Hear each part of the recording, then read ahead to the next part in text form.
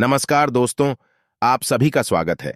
आपके अपने YouTube channel मानव जीवन में दोस्तों लाइफ में सभी आगे बढ़ना चाहते हैं और लाइफ में आगे बढ़ने के लिए हमें रोज ही कुछ नया सीखना चाहिए और आगे बढ़ना चाहिए। तो चलिए आज की प्रस्तुति शुरू करते हैं।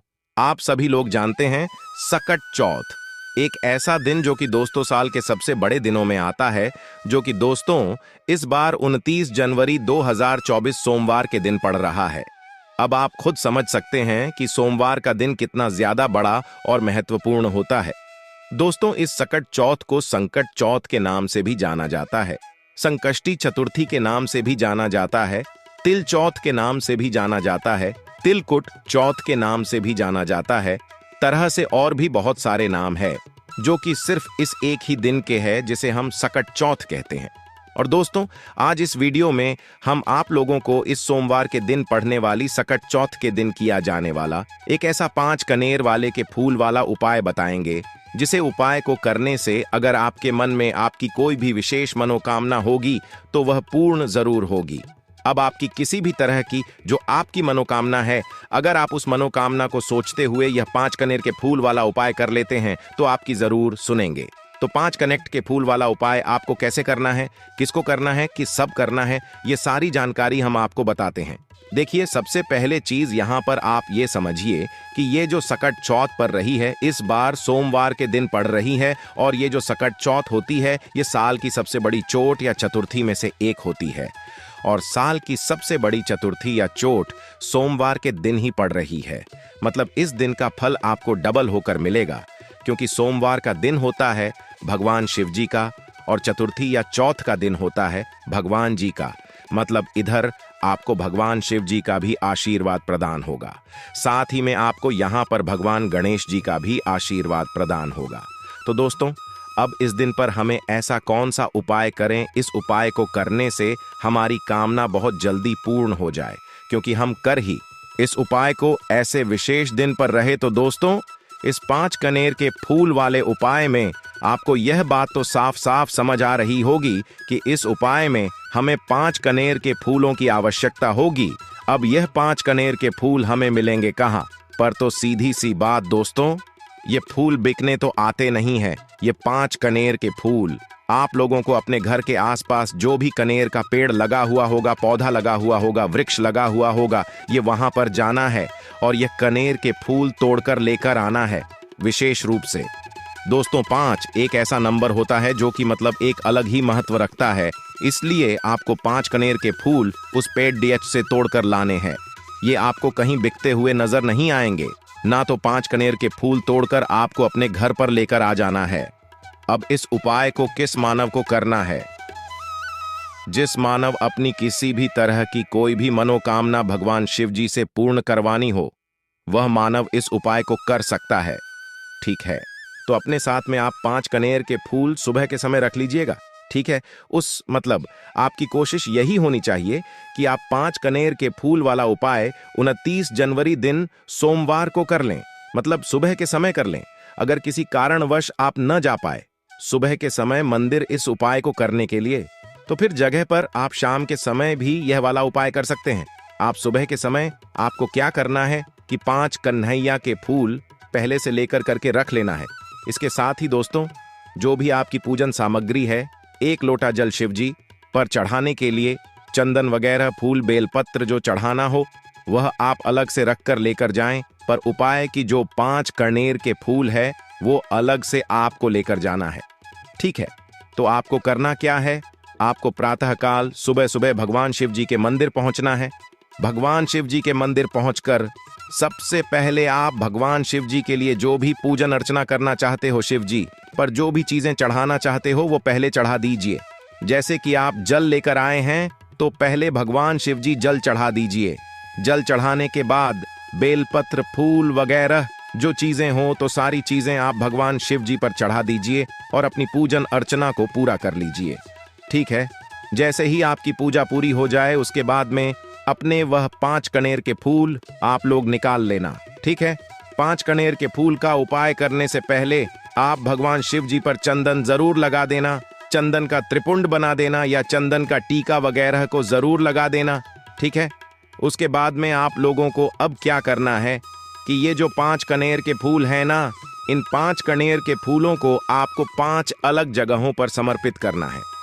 ठीक है, अब वह 5 अलग अलग जगह कौन सी हैं वो हम आपको बताते हैं दोस्तों। ये एक बहुत ही बड़ा और विशेष उपाय है जो कि सोमवार के दिन किया जाता है, और जब सोमवार के दिन ही चौथ पर जाए, सकट चौथ पर जाए, तो इससे अच्छी बात और क्या हो सकती है।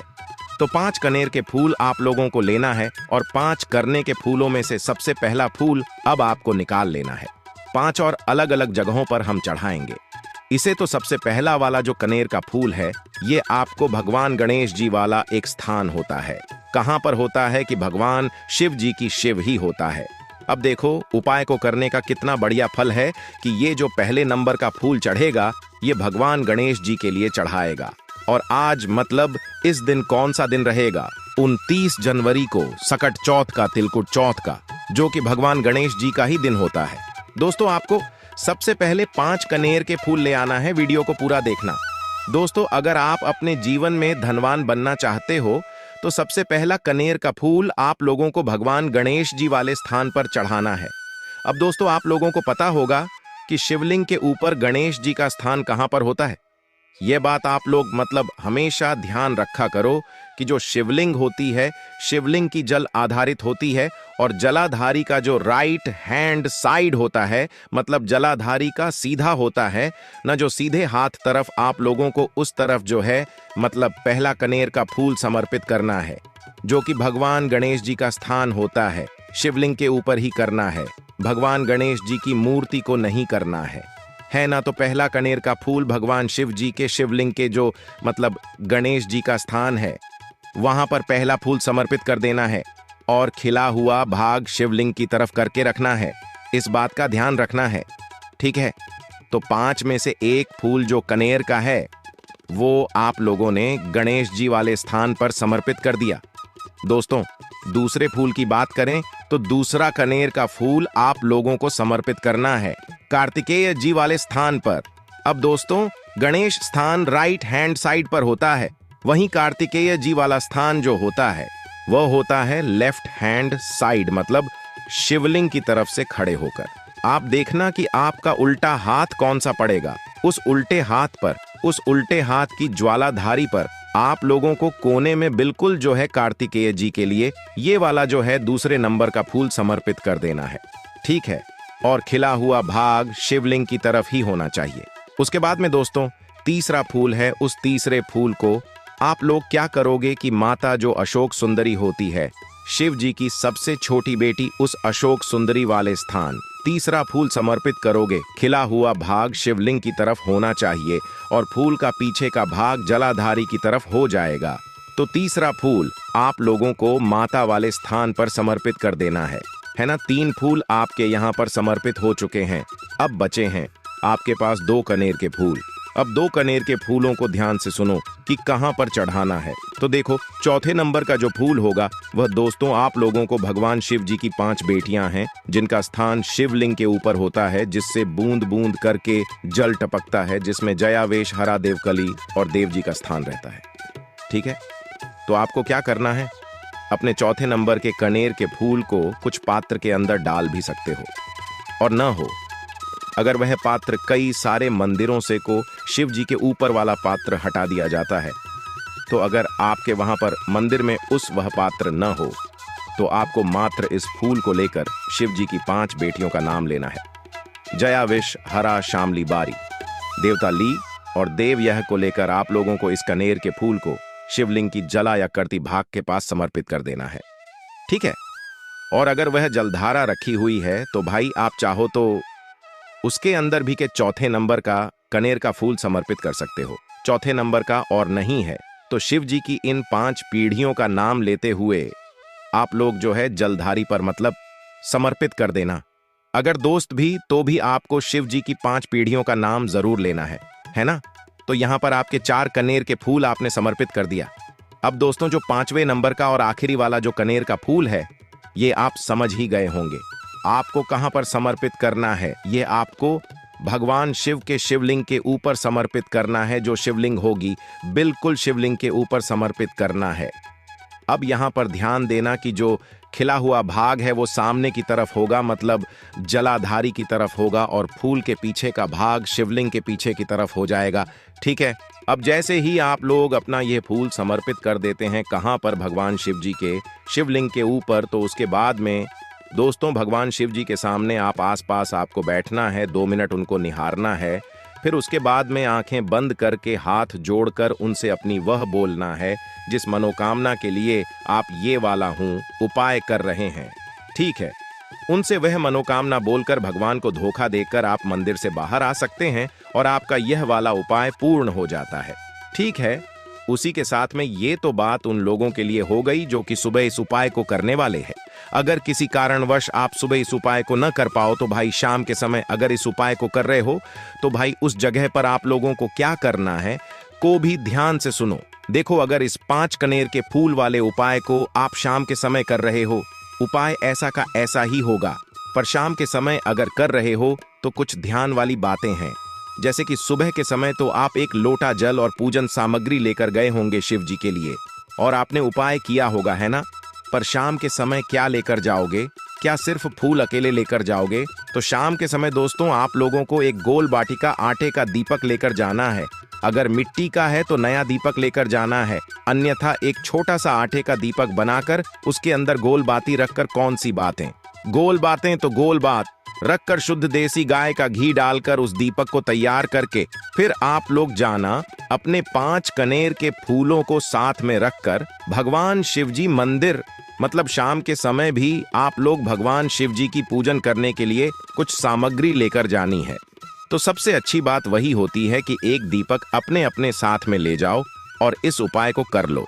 ना तो आप अपने साथ में एक दीपक लेकर जाइएगा।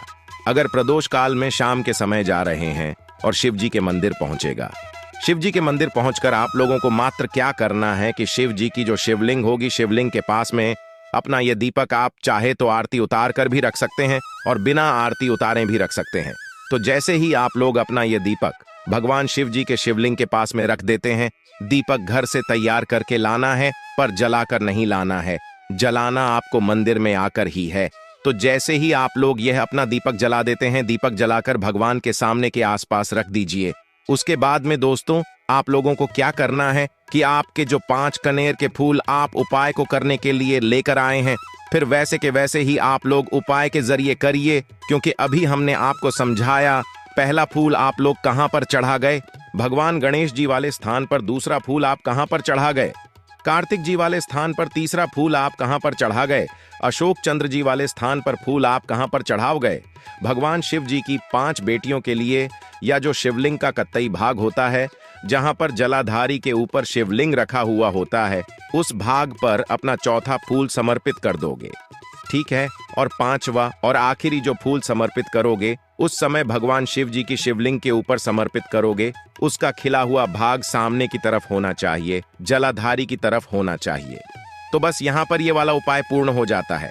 अब इस उपाय को करते समय दोस्तों इस बात का ध्यान रखना, अगर माताएं बहनें इस उपाय को करेंगी तो और अच्छी बात है, और अगर कोई बड़े इस उपाय को करें तो ही मतलब आप लोगों को सही फल मिलेगा।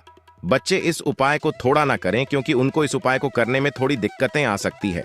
जैसे कि उन्हें भगवान गणेश जी, क्या कार्तिकी जी या अशोक सुंदरी का स्थान नहीं पता होगा, या शिव जी की 5 पीढ़ियों का नाम लेने में उन्हें दिक्कत होता था। अगर आप अपने बच्चों से यह वाला उपाय करा सकते हैं तो बिल्कुल करा सकते हैं, पर अगर बड़े इस उपाय को करेंगे तो वहीं इस उपाय को समझ पाएंगे। बच्चे को इस उपाय को करने में दिक्कत, समस्या, परेशानी हो सकती है, इसीलिए बड़े ही इस उपाय को करें और पूरे मन से करें। और आप अपनी जिस भी मनोकामना के साथ में यह वाला उपाय करेंगे, आपकी बहुत कुछ ही दिनों में या बहुत ही जल्दी कभी ना कभी पूर्ण जरूर हो जाएगी। आप करके जरूर देखिएगा दोस्तों। बाकी इस उपाय को करने में, इस 5 कनेर के फूल वाले उपाय को करने में, या शाम के समय अगर कर रहे हैं तो एक दीपक और 5 कनेर के फूल वाले उपाय को करने में। आज के लिए बस इतना ही इस वीडियो में दी गई जानकारी। अगर आपको अच्छी लगी हो तो प्लीज हमारे चैनल मानव जीवन को सब्सक्राइब करें, लाइक करें, और हमारे वीडियो में अंत तक बने रहने के लिए धन्यवाद।